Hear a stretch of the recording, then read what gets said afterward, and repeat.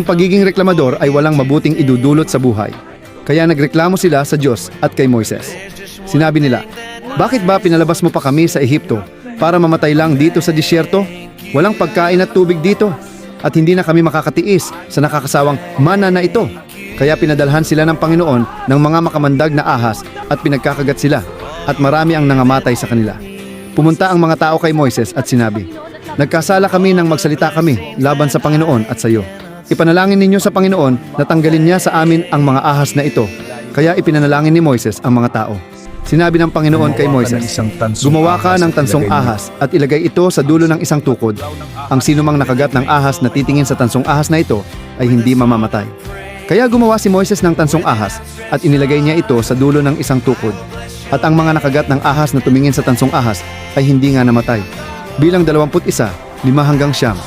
Maging mapagpasalamat lagi sa Diyos.